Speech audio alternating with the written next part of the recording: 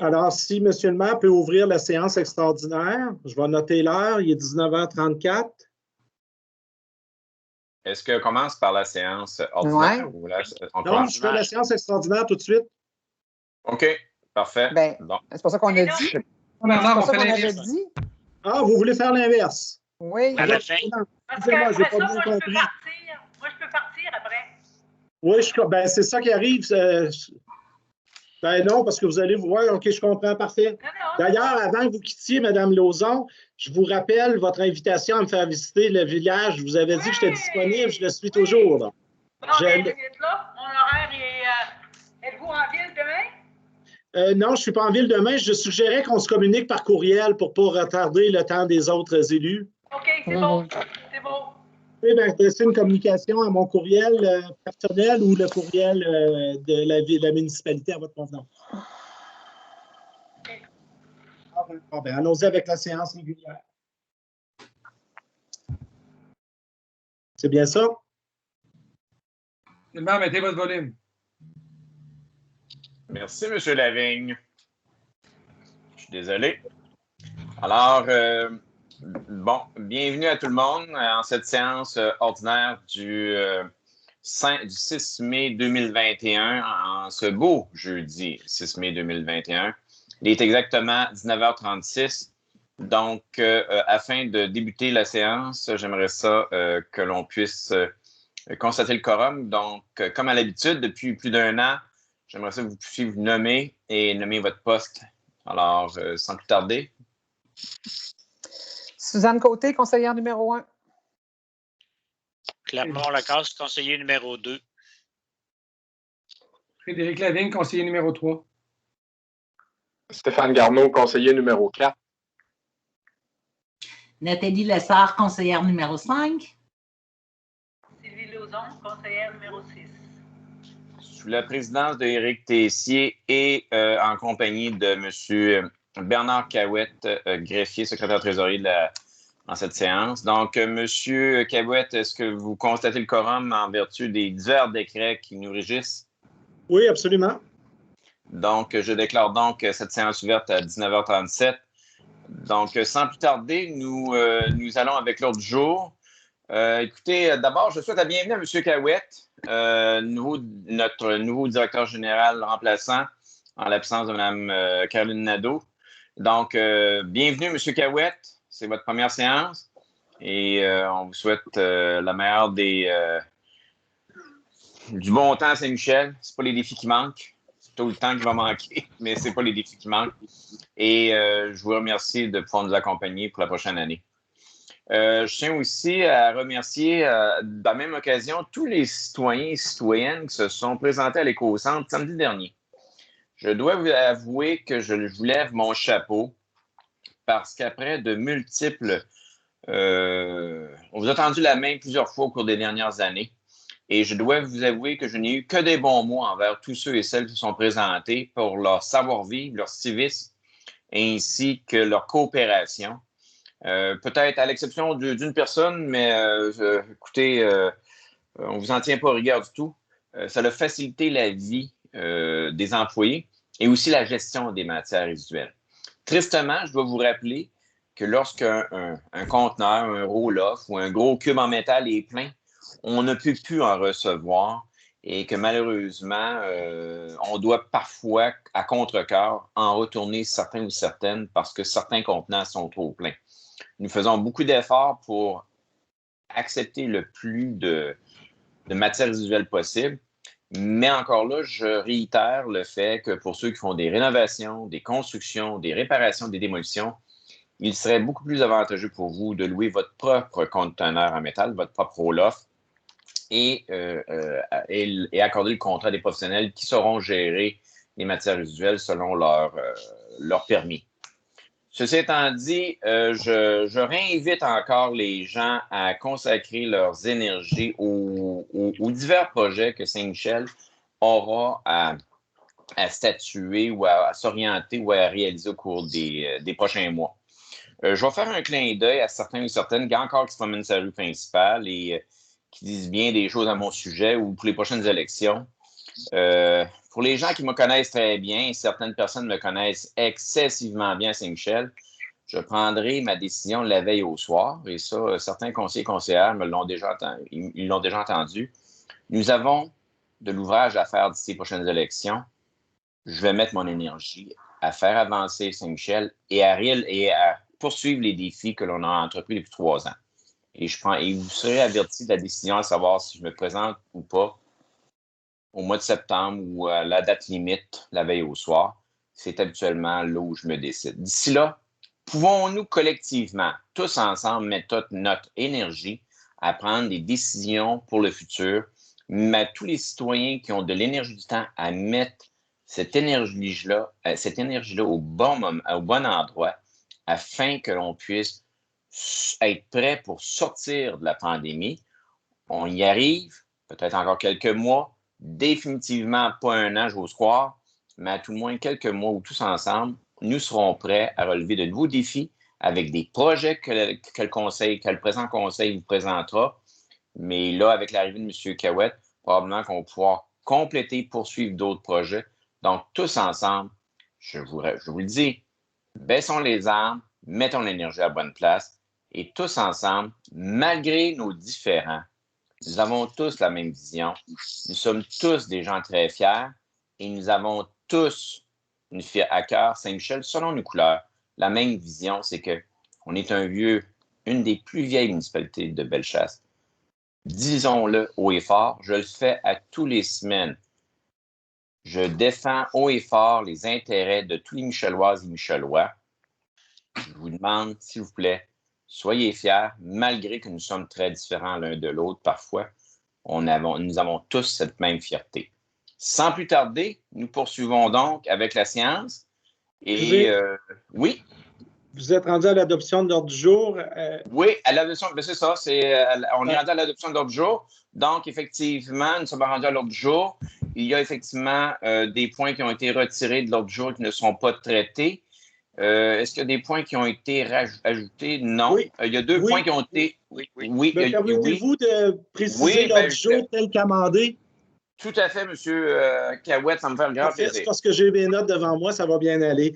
Donc, qu'il soit adopté l'ordre du jour tel que modifié, séance tenante, par le retrait du point V, les félicitations dans l'ouverture de la séance, le retrait du point 1.1, l'amendement du point 1.4 pour ajouter 2 aides animatrices et finalement le report du point 1.5 et 2.1.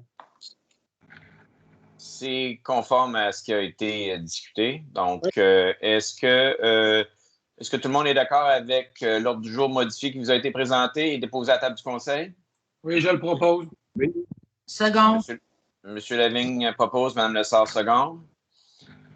Adoption du procès... Unanime, oui. Oui.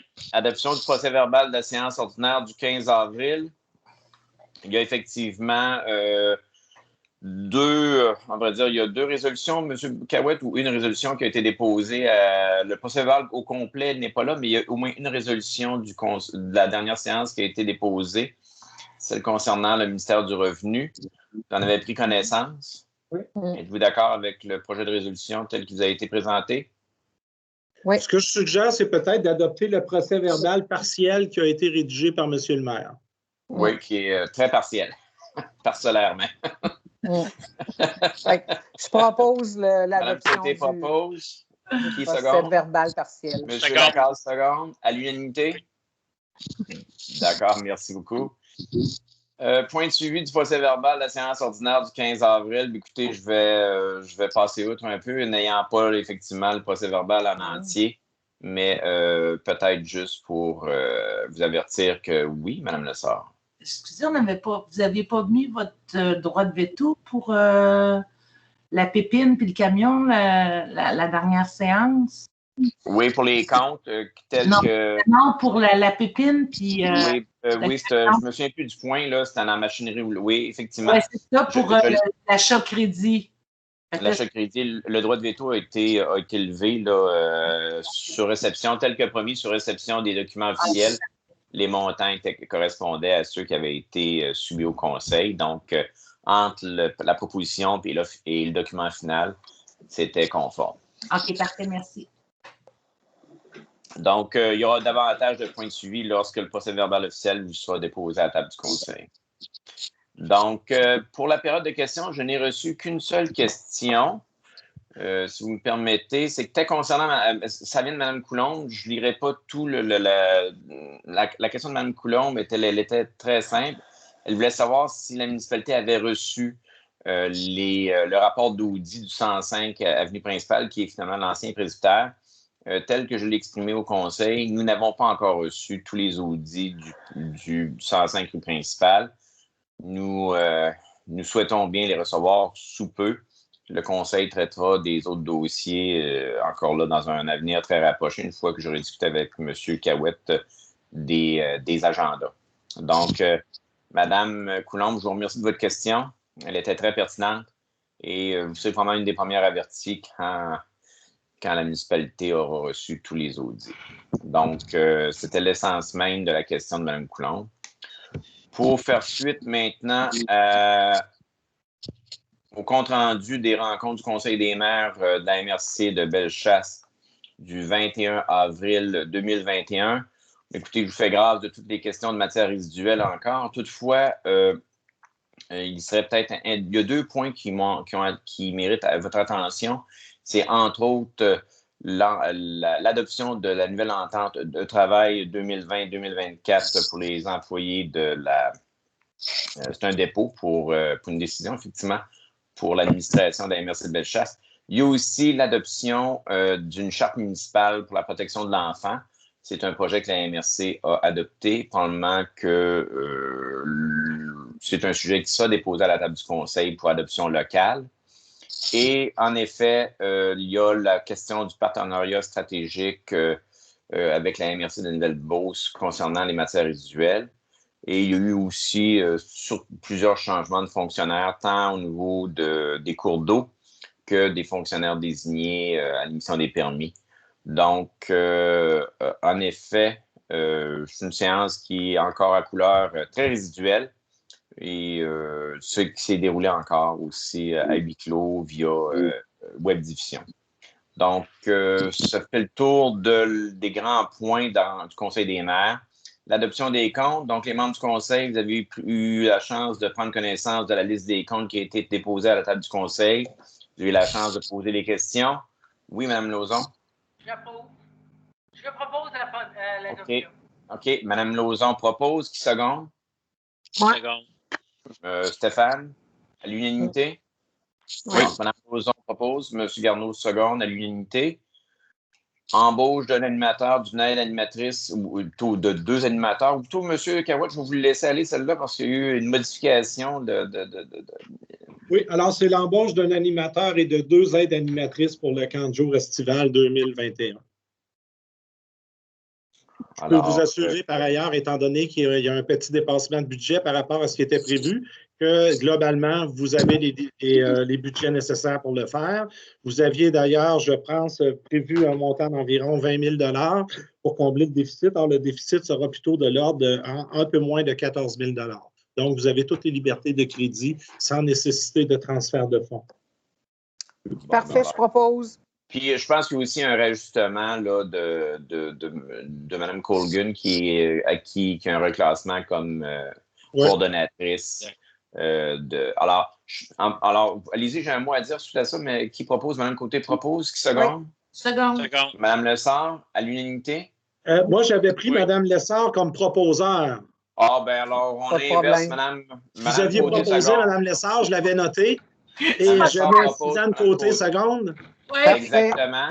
Et je tiens aussi peut-être à rassurer les parents qu'en effet, là, il y aura un camp de jour qui aura lieu à Saint-Michel pour l'été 2021. Peut-être un camp de jour à format plus réduit afin de respecter les normes sanitaires à cause de la COVID. Mais je dois remercier M. Reedman des efforts fournis et des mots de tête qu'il a eu à essayer de faire un casse-tête pour essayer de donner. Je remercie aussi les étudiants et les étudiantes qui ont fait application et qui ont accepté de travailler pour la municipalité. Donc, je suis bien content. Et aux parents, bien écoutez, je pense qu'on a relevé le défi. Donc, je vous demande votre collaboration à vous aussi de relever le même défi que la municipalité a eu. Sans plus tarder, on peut aller au 1.6, embauche de 2 responsables pour la surveillance de l'éco-centre. Voulez-vous résumer en gros la demande des travaux publics, M. Cahouette? Ou... Je vous laisserai aller, vous avez une meilleure connaissance que moi. Oui, tout à fait, c'est correct. Alors, écoutez, c'est l'embauche de 2... je vais essayer de trouver, excusez-moi, je vais trouver leur nom, en effet, ça serait peut-être plus... Alors, il est recommandé de la part de M. Martel d'embaucher M. Yvan Lachance à titre d'employé pour la surveillance de l'éco-centre pour une dizaine d'heures semaine et d'embaucher M. Xavier Sanson qui est pour un emploi étudiant d'une 40 heures semaine réparti sur 6 jours pour s'occuper de l'éco-centre principalement. Quand je dis éco-centre, il y a non seulement la surveillance, mais aussi le ménage et aussi de ramasser le lundi matin tout ce que certains individus laissent autour des bacs. Il semblerait que nos bacs ne sont pas assez colorés ou pas assez gros, donc il y en a qui préfèrent déposer ça à côté du bac au lieu de le mettre dans le bac. Je demanderai la collaboration. On pourrait utiliser M. Sanson en tant qu'étudiant à d'autres tâches connexes, mais bref, l'éco-centre demande beaucoup de gestion. Donc, c'est la recommandation qui est faite par M. Martel. M. Lachance, 10 heures semaine. M. Sanson, une quarantaine d'heures semaine en tant qu'étudiant à un tarif horaire de 15 $ de l'heure. Donc, qui propose? Je propose. M. Lavigne, M. Garneau, vous secondez? Oui, monsieur. Est-ce que c'est unanime? Oui. À l'unanimité. Donc, la seule chose qui n'est peut-être pas marquée, c'est la date de début. C'est instantané. Ils ont été mis plutôt à l'épreuve ou en test samedi dernier et la recommandation est positive de la part de M. Martel. Donc, nous poursuivons donc à l'ordre du jour. Il y avait effectivement, nous serions rendus, M. Lavigne, à votre dossier du dépôt du rapport du CCU. Bon. Donc, je vais prendre l'écran pour faire la présentation. S'il vous plaît. Madame Lessard, vous voyez bien l'écran? Oui. Vous êtes la personne ressource.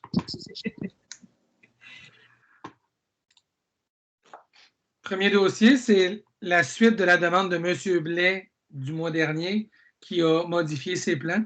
Il nous propose une résidence avec une façade réduite de 91 pieds à 165 pieds. Il a retiré la section qui était au nord et il a rapetissé un petit peu la maison au sud.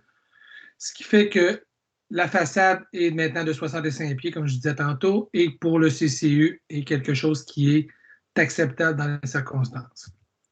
Donc ici, on présente le plan d'implantation pour situer la maison sur la rue du Compas avec la façade de la résidence à l'est, donc façade directement sur la rue du Compas.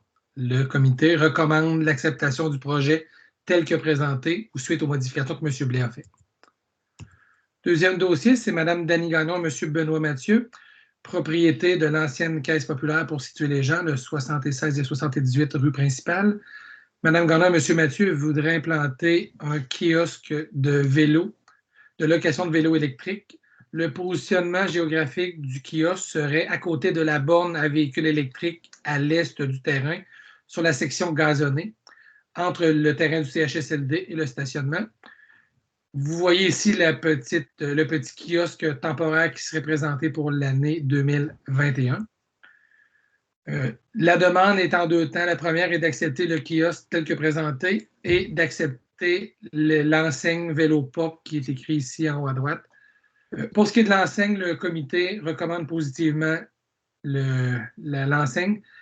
Quant au véhicule, au petit kiosque temporaire, pour cette année, le comité accepte la couleur pain teint comme présenté ici, mais aimerait beaucoup que la couleur blanche soit utilisée pour si le kiosque devenait plus permanent. Malgré tout, il recommande l'acceptation du projet. Troisième projet, M. Éric Gaudreau, 5 rue Saint-André. M. Gaudreau veut modifier un peu la rallonge arrière de la résidence, donc la rallonge qui est ici. Il veut changer la pente de toit et modifier ici le petit coin du larmier parce que présentement, il y a un amoncellement de neige qui se fait là. Comme je vous montrais, c'est à l'arrière de la résidence et ça ne change en rien le caractère patrimonial de la résidence.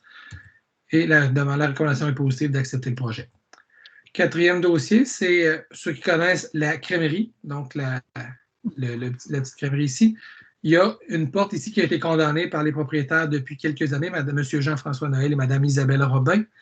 Donc, la demande est à l'effet d'enlever la porte et de faire une façade standard avec le revêtement tel que le reste de la résidence. Et le comité est favorable à la demande. Implantation d'une résidence au coin de la rue La Tulipe, 132 rue des Érables, par M. Jonathan Lacroix et Mme Vicky Fecteau. Donc, la maison est implantée, puis juste pour suivre les gens, au bas de la photo, c'est la route 132. Il y a la rue La Tulipe qui est à votre droite. Et il y a un petit croisement ici qu'on ne voit pas, qui serait la rue des Érables. Donc, le positionnement de la maison sur la rue La Tulipe est ce qui est le plus logique considérant le bizarre carrefour des 3 rues adjacentes. Deuxième élément, au niveau de la sorte de la maison, une maison un étage est une maison qui s'apparente avec le voisin qui est directement au nord de cette résidence. C'est pour ça que le projet d'ensemble est accepté tel que présenté. Dernier dossier, M. Gabriel Bolduc et Mme Isabelle Lavoie, 60 rue principale.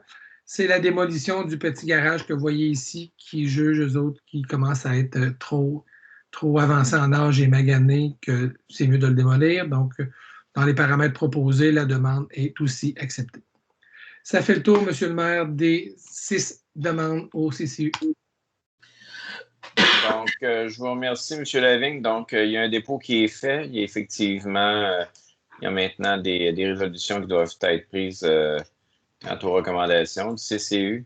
Donc, sans plus tarder, nous allons commencer par le premier dossier qui était le dossier de M. Thierry Blais du 20 chemin du Compas. Il y a une recommandation favorable de la part du CCU.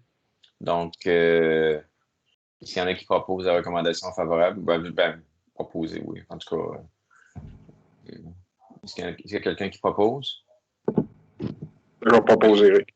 Arnaud, est-ce qu'il y a quelqu'un qui seconde? Seconde. M. Lacasse, est-ce que c'est unanime?